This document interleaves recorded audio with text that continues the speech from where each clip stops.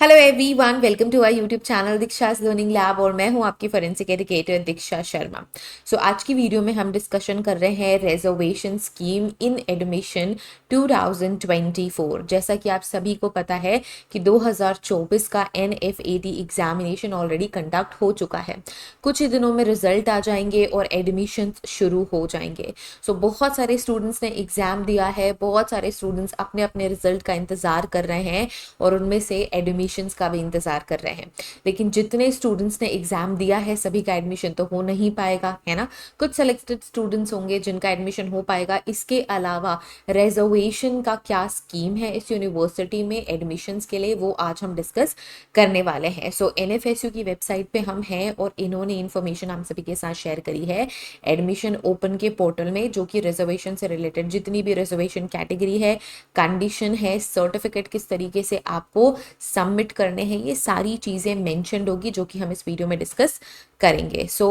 Reservation की information देखने के लिए हम नीचे जाएंगे और यहाँ पे आपको देखने को मिलेगा reservation of seats, reservation rules की क्या रिजर्वेशन रूल है एडमिशन 2024 के लिए। जैसे आप इस पर क्लिक करोगे आपके लिए एक नोटिफिकेशन PDF रिलीज हो जाएगी। ये आप डाउनलोड कर सकते हैं या फिर मैं अपने टेलीग्राम ग्रुप में शेयर तो कर ही देती हूँ, तो वहाँ से आप इसे डाउनलोड कर सकते हैं। तो सारी इंपॉर्टेंट रिजर्वेशन से रिलेटेड इंफॉर्मेशन आपको इसी ही PDF में देखने को मिलेगी। तो एक एक करके देख लेते हैं कि क्या रिजर्वेशन स्कीम है। तो यहाँ पे देखो रिजर्वेशन से रिलेटेड सारी इंपॉर्टेंट इंफॉर्मेशन आपको मिली हुई है। Okay, Indian national belonging to certain categories are admitted under the seat reserved for them in accordance with the rules prescribed by the Government of India. अब इस चीज को आपको ध्यान में रखना है कि गवर्नमेंट ऑफ इंडिया ने जो भी रिजर्वेशन रूल्स प्रिस्क्राइब करे गए हैं उसी के अकॉर्डिंग ही आपको रिजर्वेशन मिलेगा। सबसे पहले हम देखेंगे जनरल EWS कैटेगरी के लिए। अगर आप बिलोंग करते हैं जनरल EWS कैटेगरी के लिए, सबसे पहले ये देख लो कि कौन कौन से कोर्स में कितने टोटल नंबर ऑफ सीट हैं डिफरेंट कैंपसेस के लिए। BSc MSc integrated forensic science में FS लिख रही हूँ। सारी चीज़ें मिला के, सारे कैंपसेस मिला के कितनी सीट्स हैं? 240 सीट्स हैं टोटल, 240 सीट्स हैं। ठीक है, MSc फॉरेंसिक साइंस में बायोटेक्नोलॉजी और टॉक्सिकोलॉजी को नहीं यहाँ पे मेंशन कर रही हूँ। 30 सीट्स या 20 सीट्स या 60 सीट्स के आसपास होंगी मिला के टॉक्सिकोलॉजी और बायोटेक्नोलॉजी की। बट MSc फॉरेंसिक साइंस, अगर सिर्फ और सिर्फ MSc फॉरेंसिक साइंस की बात करूँ तो ये टोटल 260 सीट्स हैं। Gandhinagar campus, Delhi campus, Tripura campus, जितने भी इंपॉर्टेंट कैंपसेस जो ये कोर्सेज आपको ऑफर करते हैं, फॉलो करते हैं, उन सारे कैंपसेस की टोटल सीट मैं बता रही हूँ। कुछ कैंपस में 40 सीट्स हैं, कुछ कैंपसेस में 60 सीट्स हैं, तो वो सारे टोटल करके नंबर ऑफ सीट्स मैं आप सभी के साथ शेयर कर रही हूँ। और रही बात क्रिमिनोलॉजी की, तो टोटल 30 सीट्स ही हैं दिल्ली कैंपस में।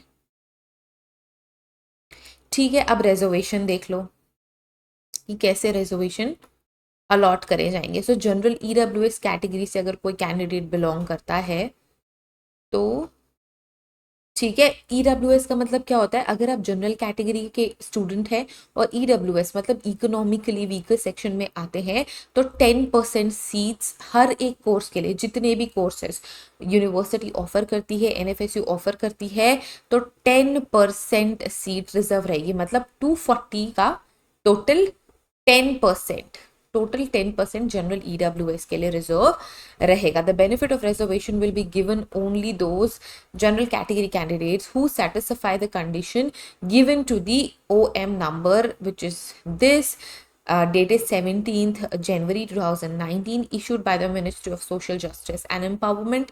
The criteria of general EWS category will be as per the prevailing norms and notification. ये सारी चीज़ें हो गई। अब आपको ये याद रखना है, ये ध्यान रखना है कि आप जो सर्टिफिकेट सबमिट करेंगे at the time of admission, जब आप रिजर्वेशन अक्वायर कर रहे हैं, तो आपकी जो EWS सर्टिफिकेट है वो 1 अप्रैल 2023 से पुरानी नहीं होनी चाहिए। ठीक है, it should have been issued on 1 April 2023 with the latest guidelines of the Government of India. ठीक है, ये इंपॉर्टेंट था, ये बहुत ही ज़्यादा इंपॉर्टेंट है। ऑफ कोर्स मैं हाईलाइट कर देती हूँ। ठीक है, एक तो 1 अप्रैल 2023, दूसरा है 10% सीट्स। जनरल ईडब्ल्यूएस के लिए। ठीक है, चलो बात करते हैं ओबीसी एनसीएल के लिए, मतलब other backward classes to non creamy layer. So 27% seats हर एक कोर्स के लिए रिजर्व रहेगी। अब यहाँ पे कुछ इंपॉर्टेंट पॉइंट्स है, जैसे कि OBC should be listed in the current updated central list of OBCs. आप इस सेंट्रल लिस्ट को देख सकते हैं। इस सेंट्रल लिस्ट में आपको देखना है कि आपकी कैटेगरी मेंशन है या नहीं है। अगर मेंशन है तभी ही आपको ये रिजर्वेशन का बेनिफिट मिलेगा, नहीं तो नहीं मिलेगा। कभी कभी क्या होता है कि कई सारी कैटेगरीज ना जो सेंट्रल लिस्ट होती है उनमें मेंशन नहीं होते। आप अपने पर्टिकुलर स्टेट में ओबीसी तो हो, लेकिन जो सेंट्रल लिस्ट है उसमें ओबीसी नहीं हो। सो ये आपको चेक कर लेना है कि आप इस रिजर्वेशन को अवेल कर सकते हो या नहीं कर सकते हो। ये जो सेंट्रल अपडेटेड लिस्ट है इसमें आपकी कैटेगरी मेंशन होनी चाहिए ना। OBCs present in the state list but not covered in the central list of OBCs are not eligible to claim the reservation, जो चीज मैंने आपको अभी just बताई। The criteria of OBC NCL will be as per the notification of the government of India. Candidates belonging to the creamy layer of OBC are not entitled to reservation. अगर आप creamy layer में है OBC के, सो आप entitled नहीं है किसी भी रिजर्वेशन के लिए। ठीक है, आपको general as a general candidate treat किया जाएगा ना। OBC NCL certificate is required which should have been issued on और आफ्टर 1 अप्रैल 2023। ठीक, next, scheduled caste and scheduled tribe. So the benefit of reservation will be given only to the castes and tribes that are mentioned in the respective central list of corresponding state published by the government of India. Same चीज यहाँ पे भी लागू होती है। If you are coming from scheduled caste या scheduled tribe, तो आपको ये चेक कर लेना है कि आपकी कैटेगरी सेंट्रल लिस्ट में मेंशन है या नहीं है, क्योंकि हम इंडियन सेंट्रल लिस्ट की बात कर रहे हैं। स्टेट वाइज लिस्ट में अगर आप मेंशन हो और सेंट्रल में नहीं हो तो आप इसका बेनिफिट नहीं उठा सकते। सो इस चीज़ का आपको क्रॉस चेक करना होगा, इस चीज़ का आपको ध्यान रखना होगा कि आप सेंट्रल लिस्ट में भी मेंशन रहो। अब कितने परसेंटेज सीट रिजर्व रहेंगे?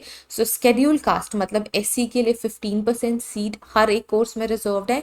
स्केड्यूल ट्राइब कैंडिडेट्स के लिए 7.5% सीट्स हर एक कोर्स के लिए रिजर्व्ड है। Now schedule caste and tribe certificate is required as per the latest guideline and Government of India. Government of India और उनके गाइडलाइन के अकॉर्डिंग ही आपका सर्टिफिकेट होना चाहिए। नाउ पीडब्ल्यूबीडी कैंडिडेट्स की बात करें, मतलब persons with disability, so total 5% of seats in each open EWS, OBC, NCL, ST, SC category seats. So हर एक कैटेगरी में 5% PWD स्टूडेंट्स के लिए भी रिजर्व रहेगा। Now this benefit would be given to those who have at least 40% of category seats. Sorry, 40% of impairment irrespective of the type of disability. वो disability locomotor हो सकती है, विजुअल हो सकती है, ठीक है, या सीवियर हो सकती है, डिसलेक्सिक हो सकती है। ठीक, now leprosy cured candidates who are otherwise fit to pursue the course are also included in this sub category. अगर कभी आपको पास में लेप्रेसी हुई थी और आप ऑलरेडी ट्रीटेड हो, मतलब लेप्रेसी अब आपको नहीं है पर कभी किसी समय में आपको लेप्रेसी रही है, तो आप पीडब्ल्यूबीडी कैंडिडेट की कैटेगरी में आएंगे, आप ये बेनिफिट ले सकते हैं।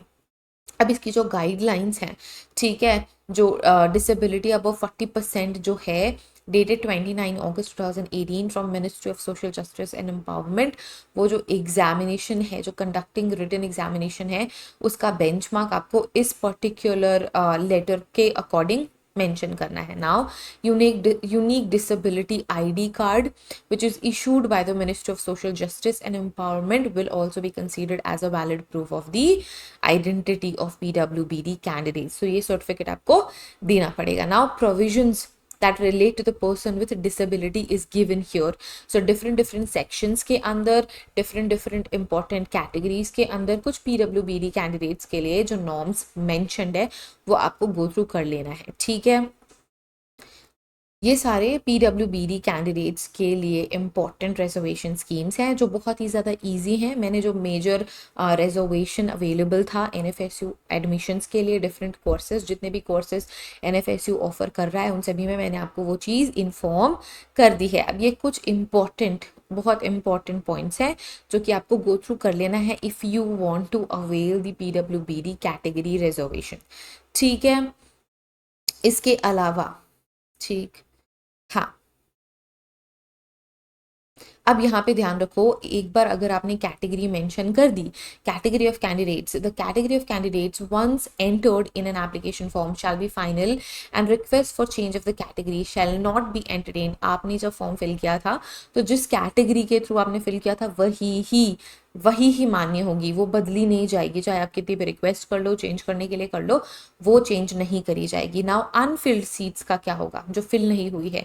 Now vacant seats reserved under general EWS OBC NCL category will be dereserved to open category seat. So EWS और ओबीसी के लिए जो सीट्स फुलफिल नहीं हो रही हैं उनको डी रिजर्व कर दिया जाएगा, लेकिन एसटी एससी जो सीट्स हैं, शेड्यूल कास्ट और शेड्यूल ट्राइब की जो सीट्स हैं, उनको डी रिजर्व नहीं किया जाएगा। The reservation for PWD candidates in is horizontal and hence unfilled seats will be dereserve to the respective category. उस पर्टिकुलर रिस्पेक्टिव कैटेगरी के लिए डी रिजर्व कर दी जाएगी, ठीक है। Now childrens and widows of eligible armed forces persons is also given. So इसके लिए different rank and different situations के लिए यहाँ पे प्रायोरिटी सेट करी गई है। जैसे कि priority 1 widows and wards of defence persons killed in action. Already अगर उनकी डेथ किसी एक्शन के बिटवीन हुई है तो उनको सबसे पहले प्रायोरिटी मिलेगी ना। Priority second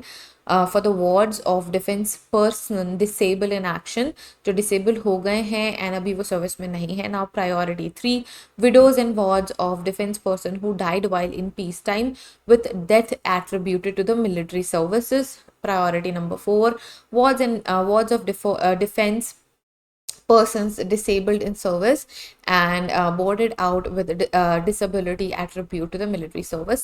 Now next priority, wards of servicing ex-servicemen including person of police forces who are now a recipient of कोई भी बहुत ही महान अवार्ड के लिए अगर उन्होंने उस चीज़ को रिसीव करा है तो भी आपको मिलेगा। जैसे कि परमवीर चक्र, अशोक चक्र, महावीर चक्र, कृति चक्र, वीर Chakra, Shaurya Chakra, president of police medal of gallantry, CO medal, इसके अलावा डिफरेंट और मेडल्स जो यहाँ पे मेंशन्ड है, इन सभी मेडल्स को अगर रिसीव आपने किया है तो आपके बच्चों के लिए रिजर्वेशन अवेलेबल है। Now priority number 6 wards of ex serviceman, priority number 7 wifes of defense person disabled in action, defense person disabled in service, an ex-serviceman and serving person who are now any recipient of any important awards. Next we have awards of serving personnel जो अभी सर्व कर रहे हैं and wives of serving persons, ठीक है। इसके अलावा जो forensic nationals हैं जो कि अब इस देश में नहीं रहते, जिनके माँ बाप के पास इंडियन सर्टिफिकेट नहीं है, जिनके माँ बाप के पास इंडियन सिटीजनशिप नहीं है, जिन कैंडिडेट्स के पास इंडियन सिटीजनशिप नहीं है, भले ही आप इंडिया से ही बाहर फॉरेन कंट्री में शिफ्ट हुए हो तो भी आपको एज अ फॉरेनर ही ट्रीट करा जाएगा। And 10% total number of seat में आपका रिजर्वेशन है, मतलब 10% सीट फॉरेन कैंडिडेट्स के तौर पे फिल करी जाएगी, ठीक है, फाइन। और जो 5% सीट है उन बच्चों के लिए जिनके माँ बाप गल्फ या साउथ ईस्ट एशिया में काम करते हैं, ठीक। सो उनको हम foreign as a foreign national ही ट्रीट करेंगे। कुछ इंपॉर्टेंट यहाँ पे चीज़ें मेंशन है रिलेटेड टू फॉरेन स्टूडेंट्स, वो आप गो थ्रू कर लेना। Now admissions of ICCR study in India programme Zimbabwe president national scholarship scheme for the candidates, the student seeking admission under the scheme should apply through the prescribed channel, जो कि यहाँ पे mention है, उस prescribed channel के through आप admission के लिए अप्लाई कर सकते हैं। कुछ परसेंटेज ऑफ सीट्स यहाँ पे भी अवेलेबल हैं for those candidates applying for ICCR category. तो ये कुछ रिजर्वेशन स्कीम्स थी, रिजर्वेशन कैटेगरी थी, और कितनी नंबर ऑफ सीट, जितने जितने परसेंटेज पे मैंने बात करी है कि भाई 10% सीट रिजर्व है, 27% OBC के लिए 27% सीट रिजर्व हैं, ST SC के लिए 15%, 7.5%। सो ये नंबर ऑफ परसेंटेज आप कैलकुलेट कर सकते हो 240 सीट्स के लिए। इन BSc MSc forensic science, MSc forensic science के लिए टोटल 260 सीट्स हैं, क्रिमिनोलॉजी के लिए तो 30 सीट्स हैं। तो देख लेना, आप कैलकुलेट कर सकते हो according to the percentage. Percentage को जब आप कन्वर्ट करोगे तो नंबर ऑफ सीट्स आपको समझ में आ जाएगी। तो फिर जितनी नंबर ऑफ सीट्स बच गई उतने नंबर ऑफ सीट्स के लिए आपका कॉम्पिटिशन रहने वाला है। जैसे ही रिजल्ट अनाउंस होगा, जैसे ही मेरिट लिस्ट अनाउंस होगी, जैसे ही काउंसलिंग के लिए कॉल करा जाएगा, कॉल फॉर काउंसलिंग की नोटिफिकेशन आएगी, मैं सभी आपके साथ सबसे पहले शेयर करूंगी। तो अगर अभी तक आपने हमारा चैनल सब्सक्राइब नहीं किया है, so subscribe it right now, क्योंकि हमारे चैनल के थ्रू ही आपको सारी इंपॉर्टेंट इन्फॉर्मेशन सबसे पहले मिलती है। So don't forget to subscribe this channel, share this video with your friends. अगर वो किसी भी रिजर्वेशन कैटेगरी में फॉल करते हैं तो ये सारी इन्फॉर्मेशन उन तक पहुंचना बहुत ज़्यादा ज़रूरी है। अगर आप किसी रिजर्वेशन स्कीम को अवेल करना चाहते हैं तो ये कुछ क्राइटेरियाज है जिनको आपको फुलफिल करना होगा। So I wish you all the best for NFSU NF80 2024 admissions everyone. Don't forget to subscribe our channel again, I am saying. And इसके अलावा अगर आप 2025 के लिए एडमिशन लेना चाहते हैं, 2025 के लिए प्रिपरेशन कर रहे हैं, तो क्लासेस हमने शुरू कर दी हैं, 1 year preparation course. Don't forget to join that as well. Thank you everyone. सारे लिंक्स आपको डिस्क्रिप्शन में मिल जाएंगे। अगर आप हमसे व्हाट्सएप पे बात करना चाहते हैं तो व्हाट्सएप सपोर्ट नंबर भी आपको डिस्क्रिप्शन में मिल जाएगा। Thank you everyone, bye bye.